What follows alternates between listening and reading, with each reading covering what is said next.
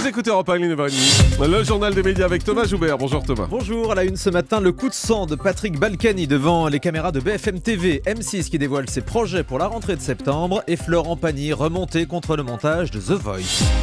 Allez, on commence donc avec la grosse colère de Patrick Balkany, le maire de Levallois-Perret, devant une équipe de BFM TV. Ça s'est passé dimanche lors d'un reportage dans la permanence de Patrick Balkany. Le journaliste de BFM TV pose une question au maire de Levallois sur ses ennuis judiciaires, notamment des présumés comptes cachés à l'étranger et des soupçons de détournement public.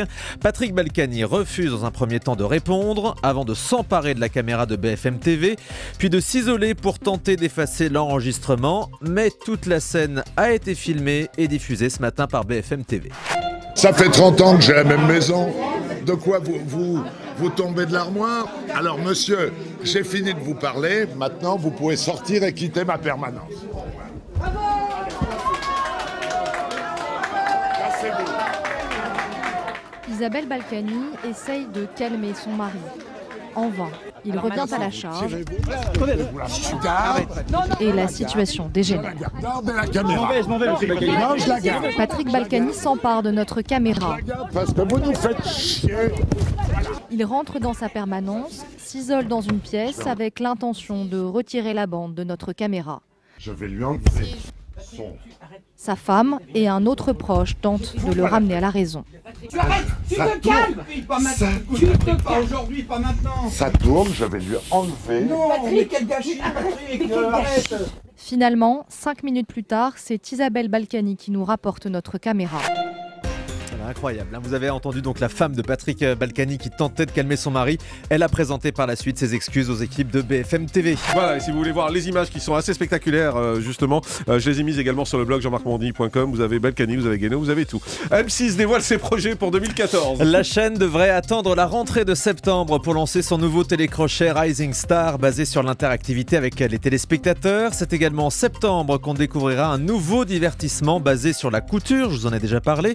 Le tournage a commencé hier, ça s'appellera Coups Humains et ce sera présenté par Christina Cordula. Vous êtes candidat, non? Non, la couture c'est pas mon truc.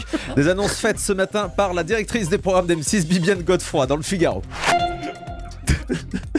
C'est tout, d'accord, je croyais qu'on allait avoir un son. Florent Pagny en colère contre le montage de The Voice. C'est une interview à Télé Loisirs cette semaine. Florent Pagny est actuellement le coach, vous le savez, qui a le moins de talent dans son équipe, mais Florent Pagny explique qu'il ne s'agit que d'une histoire de montage.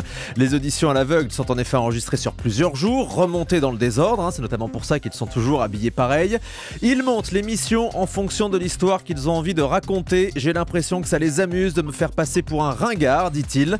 Mais Florent Pagny donne rendez-vous sur les directs. À ce moment-là, la prod ne pourra plus raconter d'histoire. C'est nous qui la raconterons. Voilà, ça le mérite d'être clair. L'acteur de Plus belle la vie qui joue un homo dans la série se dit victime d'insultes. Des insultes homophobes, c'est ce que Laurent Kéruzoré raconte dans Closer cette semaine. Depuis que son personnage Thomas s'est marié avec un autre homme dans le feuilleton de France 3, il avoue se faire insulter et agresser dans la rue.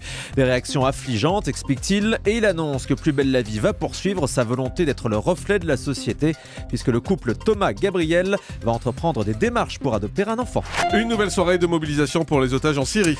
Didier François d'Europe 1, Édouard Elias, Nicolas Hénin et Pierre Torres ont été enlevés au mois de juin dernier. France Télévisions va organiser une soirée de soutien retransmise sur son site France TV Info jeudi soir à 21h15 avec la participation d'Élise Lucet, de Françoise Joly, Guylaine Chenu ou encore Benoît Duquesne. D'autres opérations vont également avoir lieu dans les prochains jours.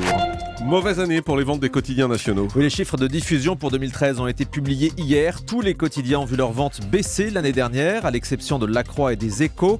La plus forte baisse revient à Libération avec moins 15% de ventes en moins. L'Équipe recule de 11%. Aujourd'hui en France, moins 10%. Le Monde et le Figaro résistent mieux avec des reculs compris entre 2 et 4%. L'émission The Best accueille un nouveau membre dans son jury. Lara Fabian a abandonné son siège, mais la production a trouvé sa remplaçante, metteur en scène au Cirque du Soleil et au Cirque Éloise, deux références en matière de spectacle. Elle s'appelle Cynthia Akanga. Elle rejoint donc Arturo Brachetti, Sébastien Stella et Alessandra Martinez pour le jury des artistes. Cynthia Akanga. Elle est québécoise alors, Cirque du Soleil, non? Pas c'est forcément. possible. Non. On va se renseigner. C'est possible, on sait pas bah qui c'est. oui. Donc C'est On prenne possible. toujours On des va chercher. Québécois. On Il y va a toujours chercher. un Québécois de service dans les jurys. La Énergie 12 prépare une nouvelle émission de Caméra cachée. Ouais, la chaîne a lancé un appel pour trouver, je cite, un couple complice et farceur pour piéger un de leurs amis en caméra cachée. La chaîne cherche aussi une mère souhaitant piéger sa fille, un mari souhaitant piéger sa femme, etc. Et ces caméras cachées se feront avec la complicité d'un people. Télé 2 Semaines annonce que Nabila devrait y participer.